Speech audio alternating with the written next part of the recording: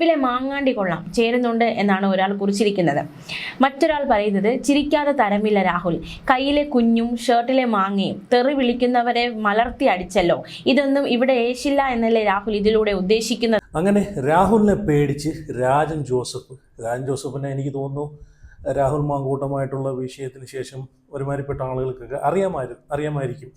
എനിക്ക് തോന്നുന്നു റിനി കഴിഞ്ഞാൽ ഏറ്റവും കൂടുതൽ ആളുകൾ വെറുക്കുന്ന ഒരു വ്യക്തിയാണ് രാജൻ ജോസഫ്. അപ്പോൾ ഞാൻ തന്നെ പറയട്ടെ, രാജൻ ജോസഫിനെ ഇഷ്ടമല്ലാത്ത ആളുകളൊക്കെ ഉണ്ടെങ്കിൽ ഒന്ന് വീഡിയോ ലൈക്ക് ചെയ്യണം. എത്ര ആളുകൾ രാജൻ ജോസഫിനെ ഇഷ്ടമല്ലാത്ത ആളുകൾ ഉണ്ടെന്ന് അറിയാനാണ്, വെറുക്കുന്ന ആളുകളുണ്ടെന്ന് അറിയാനാണ്. അതുപോലെ നിങ്ങളുടെ അഭിപ്രായം കൂടെ രാജൻ ജോസഫിനെ പറ്റിയിട്ടൊന്ന് കമൻറ്റ് ചെയ്യണം. അതുപോലെ വീഡിയോ കാണുന്നവരെല്ലാം ചാനൽ സബ്സ്ക്രൈബ് ചെയ്ത് വെക്കണം, ഫോളോ ചെയ്ത് വെക്കണം. അപ്പോൾ നമുക്കറിയാം രാഹുൽ മാങ്കൂട്ടമായിട്ടുള്ള വിഷയത്തിന് ശേഷം ആരോപണം വന്ന സമയം മുതൽ രാഹുലിനെ മോശക്കാരനാക്കി ചിത്രീകരിക്കാൻ വേണ്ടിയിട്ട് രാജൻ ജോസഫ് നിരന്തരം ഡെയിലി വീഡിയോകൾ ചെയ്ത് സോഷ്യൽ മീഡിയയിൽ ഇരുന്ന് നമ്മൾ കണ്ടതാണ്. രാഹുൽ മാങ്കൂട്ടം എന്നൊരു വ്യക്തി ഈ പറഞ്ഞിട്ടുള്ളൊരു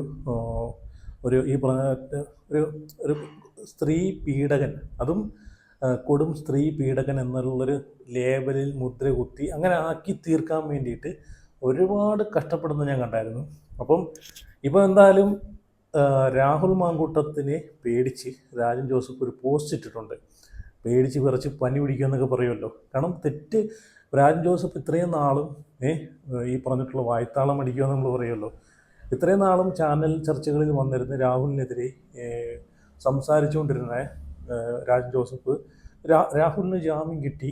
അതുപോലെ രാഹുൽ കോടതി വരെ പറഞ്ഞാണല്ലോ രാഹുൽ കുറ്റക്കാരനല്ല. ഈ ഒരു വിഷയത്തിൽ ഉഭയകക്ഷി സമ്മതപ്രകാരം രണ്ടുപേരുടെയും സമ്മതപ്രകാരമുള്ള കാര്യം അതെങ്ങനെ തെറ്റാവുമെന്ന് കോടതി വരെ ചൂണ്ടിക്കാണിക്കുന്ന സമയത്ത് രാഹുൽ പറഞ്ഞ പോലെ രാഹുൽ വെളി വന്നതിന് ശേഷം ഈ പറഞ്ഞ പോലെ രാജൻ ജോസഫിനെ പിന്നെ കാണാനേ ഇല്ലായിരുന്നു. അതിനുശേഷം പിന്നെ രാഹുൽ മാങ്കൂട്ടത്തിനെതിരെ വീണ്ടും രംഗത്ത് വന്നത് രാഹുൽ ഒരു വിഷുവുമായിട്ട് ബന്ധപ്പെട്ട് ഒരു വീഡിയോ ഇട്ടതിന് ശേഷമാണ്. അതൊക്കെ നമ്മൾ കണ്ടതാണ്. വിഷുവുമായിട്ട് വീഡിയോ ഇട്ടപ്പോഴത്തേക്ക് അമ്മയും പെങ്ങളെയും വിഷുവിന് വീഡിയോയിൽ ഉൾപ്പെടുത്തി എന്നൊക്കെ പറഞ്ഞിട്ട് ഇവനിക്കൊക്കെ എങ്ങനെ തോന്നുന്നു, ഇവനിക്കൊക്കെ നാണോ ഇല്ലേ മാനോ ഇല്ലേ എന്നൊക്കെ പറഞ്ഞിട്ട് ഉളുപ്പില്ലേ, അളിയനെയൊക്കെ കൊണ്ടുവന്ന് വിഷു ആഘോഷിക്കാൻ, ഇങ്ങനെയല്ല വിഷു ആഘോഷിക്കേണ്ടത്, ക്ലോക്കിൽ സമയം തെറ്റാ, അങ്ങനെ എന്നൊക്കെ പറഞ്ഞിട്ട് ഒരുപാട് ഇല്ല. എന്തുവാടേ ഇത്, ഒരു ആഘോഷം പോലും അയാൾ ആഘോഷിക്കുന്നത് ഈ രാജൻ ജോസഫിൻ്റെ കണ്ണിൽ എന്തോ വലിയ ഒരു ഇതായിട്ടാണ് പുള്ളി കണ്ട് ജനങ്ങളിലേക്ക് അത് കൊണ്ട് നെഗറ്റീവായിട്ട് കൊണ്ട് ഡീഗ്രേഡ് ചെയ്യുമല്ലോ, അതുപോലൊരു സംഭവം കൊണ്ട് സ്പ്രെഡ് ചെയ്തിടാൻ നോക്കിയത്.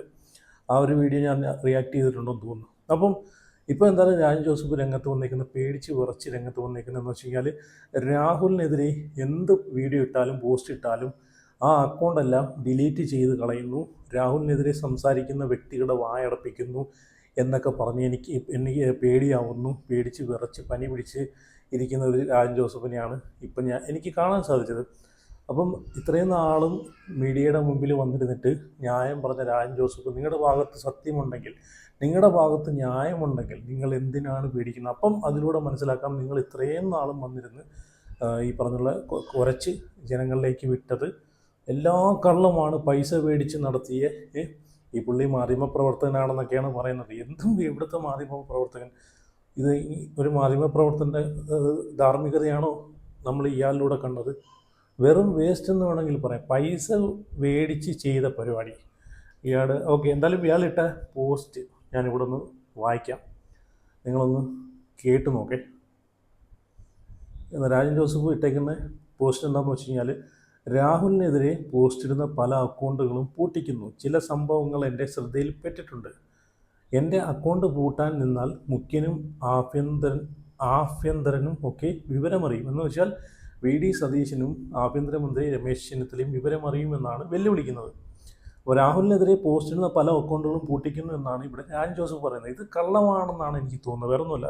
ഇപ്പോഴും ഫേസ്ബുക്ക് തുറന്നു കഴിഞ്ഞാൽ രാഹുൽ എന്നൊരു വ്യക്തിയെ എത്രത്തോളം വേട്ടയാടുന്നുവോ അത്രത്തോളം രീതിയിലാണ് വേട്ടയാടിക്കൊണ്ടിരിക്കുന്നത്, അല്ലേ? ആ വ്യക്തി ഒരു ഫാമിലി ഫോട്ടോ ഇട്ടാൽ തന്നെയും അതിൻ്റെ അടിയിൽ വരുന്ന കമൻറ്റുകൾ, എല്ലാവരും ഒന്നുമല്ല, രാഹുലിനെ വേട്ടയാടാൻ മാത്രം, രാഹുലിനെ ഡിഗ്രേഡ് ചെയ്യാൻ മാത്രം നടക്കുന്ന കുറച്ച് ആളുകളുണ്ട്. അവരിടുന്ന ഓരോ കമൻറ്റുകൾ കണ്ടു കഴിഞ്ഞാൽ കാരണം ആ വ്യക്തി അതൊക്കെ വായിച്ചു കഴിഞ്ഞാൽ അത് രാഹുൽ മാങ്കൂട്ടം എന്നൊരു വ്യക്തി ആയതുകൊണ്ട് മാത്രം പുള്ളിക്ക് അത്രയും മനസ്സിന് കട്ടിയുള്ളതുകൊണ്ട് മാത്രം പുള്ളി അതൊക്കെ കാണുന്നു, പിടിച്ചു നിൽക്കുന്നു. വേറെ ആരെങ്കിലുമൊക്കെ ആണെങ്കിൽ ഒരിക്കലും അതൊന്നും സഹിക്കാൻ പറ്റത്തില്ല. കാരണം അമ്മയെ ചേർത്ത്, അച്ഛനെ ചേർത്ത്, അങ്ങനെ എന്തൊക്കെ രീതിയിലുള്ള കമൻറ്റുകളാണ്, മോശമായിട്ടുള്ള രീതിയിലാണ് ആ വ്യക്തിയെ വേട്ടയാടിക്കൊണ്ടിരിക്കുന്നത് കമൻ്റ് ഇട്ടിട്ട് ഓരോ ആളുകൾ. അപ്പം എൻ്റെ അക്കൗണ്ട് പൂട്ടാൻ നിന്നാൽ മുഖ്യനും ആഭ്യന്തരനും ഒക്കെ വിവരമറിയുമെന്നാണ് ഇവിടെ രാജൻ ജോസഫ് പറയുന്നത്. ഇത് വെല്ലുവിളി തന്നെയാണ്, ഞാൻ രണ്ടും കൽപ്പിച്ചാണ് നിൽക്കുന്നത്. അപ്പോൾ എന്തായാലും പേടിച്ചൊന്ന് മുള്ളിയിട്ടുണ്ട്, വേറൊന്നുമല്ല. വെറുതെ എന്നെ ചൊറിയാൻ നിൽക്കരുത്. ഒറ്റത്തന്തയ്ക്ക് പിറന്നവനാണെങ്കിലും ആ ഒറ്റത്തന്തയ്ക്ക് പിറന്ന ആരെങ്കിലും ഉണ്ടെങ്കിൽ എൻ്റെ ഫേസ്ബുക്കും യൂട്യൂബും ഒന്ന് ലോക്ക് ചെയ്ത് കാണിച്ചു താ എന്നാണ് ഇവിടെ രാജൻ ജോസഫ് വെല്ലുവിളിക്കുന്നത്. അപ്പോൾ എന്തായാലും രാജൻ ജോസഫ് പേടിച്ച് വിറച്ച് പനി പിടിച്ചിട്ടുണ്ടെന്നാണ് എനിക്ക് ഈ ഒരു പോസ്റ്റിലൂടെ തന്നെ മനസ്സിലാക്കാൻ സാധിച്ചത്. എന്നിട്ട് വേണം എനിക്കൊരു പത്രസമ്മേളനം നടത്താൻ. ശേഷം സ്ക്രീനിൽ മൈൻഡ് ഇറ്റ് എന്ന് പറഞ്ഞ് കൊടുത്തിട്ടുണ്ട്. എന്താ അല്ലേ, നിങ്ങളെ ഭാഗത്ത് ന്യായം ഉണ്ടെങ്കിൽ നിങ്ങൾ എന്തിനാണ് ഇങ്ങനെ പേടിക്കുന്നത്? നിങ്ങൾ എന്തിനാണ് രാഹുലിനെ പേടിക്കുന്നത്? അപ്പം നിങ്ങൾ വെറും ഫേക്കാണ്. ഇത്രയും നാളും വന്ന് രാഹുലിനെതിരെ സംസാരിച്ചത് പൈസ മേടിച്ച് ചെയ്ത PR വർക്കാണെന്ന് അതിലൂടെ തന്നെ മനസ്സിലാക്കാം. ഇതിനിടയ്ക്കൊരു വിഷയം ഉണ്ടായി, നമ്മളെല്ലാവരും കണ്ടതാണ്. ശ്രീനാദേവി കുഞ്ഞമ്മയെ ചൊറിയാൻ പോയി. ശ്രീനാദേവി കുഞ്ഞമ്മ അതിനുള്ള മറുപടിയൊക്കെ കൊടുത്തിട്ടുണ്ടായിരുന്നു. ശ്രീനാദേവി കുഞ്ഞമ്മ വന്ന് ഈ പറഞ്ഞിട്ടുള്ള റിനിയുമായിട്ടുള്ള ബന്ധം വെളിപ്പെടുത്തിയല്ലോ രാത്രി. എന്നുവെച്ചാൽ രാഹുലിനെ ഈ റിനി കൊടുക്കാൻ വേണ്ടിയിട്ട് 12:30 വരെ മെസ്സേജ് അയച്ചുകൊണ്ടിരുന്നതാണ് പറയുന്നത്. അപ്പോൾ അതിൻ്റെ കാര്യങ്ങളെല്ലാം ശ്രീനാദേവി കുഞ്ഞമ്മ വന്ന് മീഡിയാസിന് മുമ്പിൽ പബ്ലിക്കിൽ പറഞ്ഞിട്ടുണ്ടായിരുന്നു. പുള്ളിക്കാരി പോസ്റ്റ് ഇട്ടിട്ടാന്ന് തോന്നുന്നു, പോസ്റ്റിട്ടും അതുപോലെ ചാനലുകളിലും വന്നിരുന്ന് പറഞ്ഞിട്ടുണ്ടായിരുന്നു. അപ്പം ശ്രീനാദേവി കുഞ്ഞമ്മ പറഞ്ഞെന്താണെന്ന് വെച്ച് കഴിഞ്ഞാൽ റിനി 12 മണിക്കും 12:30 സീക്രട്ട് ചാറ്റിന് വരാൻ പറഞ്ഞ് രാഹുലിന് മെസ്സേജ് അയച്ചിട്ടുണ്ടെന്നാണ് പറഞ്ഞത്, അതും ടെലിഗ്രാമിലേക്ക്. അപ്പോൾ അതെന്തിനാണെന്ന് ഉള്ളൊരു ചോദ്യമുണ്ട്. അപ്പം അതിനൊന്നും റിനിക്ക് മറുപടി ഇല്ലായിരുന്നു. അപ്പോൾ ഇത് ഇങ്ങനെയുള്ള വിഷയങ്ങളൊന്നും കേൾക്കുന്ന രാജൻ ജോസഫ് എന്തുകൊണ്ട് ഇതൊന്നും സംസാരിക്കുന്നില്ല? അപ്പോൾ അത് കേട്ട ഉടനെ പിന്നെ ശ്രീനാദേവി കുഞ്ഞമ്മയുടെ മിക്കിട്ടോട്ടാണ് പിന്നെ കയറിയത്. അപ്പം പിറ്റേന്ന് തന്നെ വീണ്ടും പുതിയൊരു വീഡിയോയുമായിട്ട് രാജൻ ജോസഫ് വന്നിട്ട് വീഡിയോയിൽ പറഞ്ഞതെന്ന് വെച്ചാൽ ശ്രീനാദേവി കുഞ്ഞമ്മയ്ക്ക് ഇതെങ്ങനെ അറിയാം, ശ്രീനാദേവി കുഞ്ഞമ്മയും രാഹുലും തമ്മിലപ്പം എന്തോ ഒരു കണക്ഷൻ ഉണ്ട് എന്ന് പറഞ്ഞിട്ട് രാഹുലും ശ്രീനാദേവി കുഞ്ഞമ്മയും അവിഹിതമാണെന്ന് വരെ പറഞ്ഞു പരത്തിയ മുതലാണ് ഈ രാജൻ ജോസഫ്. എന്തായാലും ഇയാളൊന്നും ഒരു മാധ്യമ ധാർമ്മികതയും അവകാശപ്പെടുന്നില്ല. മാധ്യമ പ്രവർത്തകനെന്ന് പറയുന്നേ ഉള്ളൂ, വെറും വേസ്റ്റാണ്. പൈസ മേടിച്ച് ഇതുപോലെ ആളുകളുടെ ജീവിതം തകർക്കാനും ഇങ്ങനെയുള്ള പരിപാടിക്കൊക്കെയാണ് ഇതുപോലുള്ള ആളുകൾ നിൽക്കുന്നത്. ഞാനിവിടെ രാഹുലിൻ്റെ ഒരു പുതിയൊരു ലേറ്റസ്റ്റ് വീഡിയോ വെച്ച് തരാം. നിങ്ങളിപ്പോഴും നോക്കിയേ, ആ വ്യക്തിയോട് ജനങ്ങൾക്കുള്ള സ്വീകാര്യത എവിടെ കണ്ടാലും എവിടെ പോയാലും ജനങ്ങൾ ഇരു കൈയും നീട്ടിയാണ് ഇപ്പോഴും രാഹുലിനെ സ്വീകരിക്കുന്നത്. കാരണം അയാളെന്നൊരു വ്യക്തി ഇപ്പോഴും ജനങ്ങൾക്ക് ഇഷ്ടമായതുകൊണ്ടാണ് അയാളിൽ ഒരു നന്മ കാണുന്നു. അയാളിൽ മാത്രം കുറ്റക്കാരനായ അയാളെ ക്രൂശിച്ചത് ശരിയായില്ല എന്ന് ജനങ്ങൾക്ക് നല്ല ബോധ്യമുള്ളതുകൊണ്ടാണ് ഇപ്പോഴും രാഹുലിനെ ഇരു കൈ നീട്ടി സ്വീകരിക്കുന്നത്. എന്തായാലും ഒരു വീഡിയോ ഞാൻ വെച്ച് തരാം, പുതിയ വീഡിയോ ആണ്.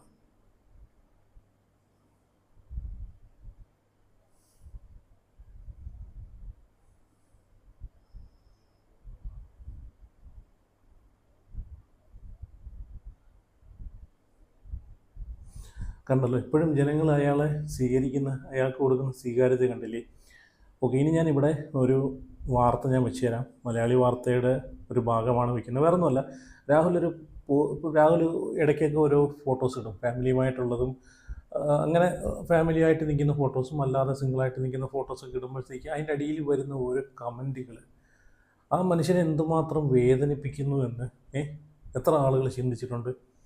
എന്തായാലും എങ്ങനെ പോയാലും രാഹുൽ ആ വീഡിയോ പോസ്റ്റിൻ്റെ അടിയിൽ വരുന്ന കമൻറ്റുകളിൽ ഒരു കമൻറ്റെങ്കിലും വായിക്കാതിരിക്കുമോ?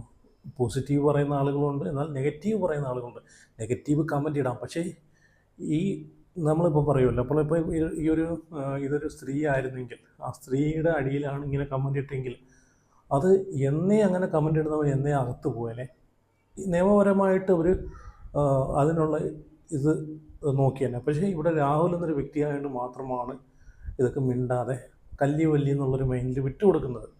പക്ഷേ ഇങ്ങനെയൊന്നും ഒരു കാരണവശാലും ഒരാളുടെ പോസ്റ്റിലും അതിനി ഈ പറഞ്ഞ എത്ര വലിയ കുറ്റം ചെയ്തിട്ടുള്ള ആളാണെങ്കിലും അല്ലെങ്കിലും ഇങ്ങനെയുള്ള കമൻറ്റുകളൊന്നും ഇടല്. വളരെ മോശമായിട്ടുള്ള കമൻറ്റുകളാണ് ഇടുന്നത്. അച്ഛനെ വരെ ചേർത്തിട്ടുള്ള കമൻറ്റുകളാണ് ഇടുന്നത്. നമുക്കറിയാം രാഹുലിൻ്റെ ഫാദർ ഇപ്പം നിലവിൽ ജീവിച്ചിരിപ്പില്ല, മരണപ്പെട്ടു പോയ ആളാണ്.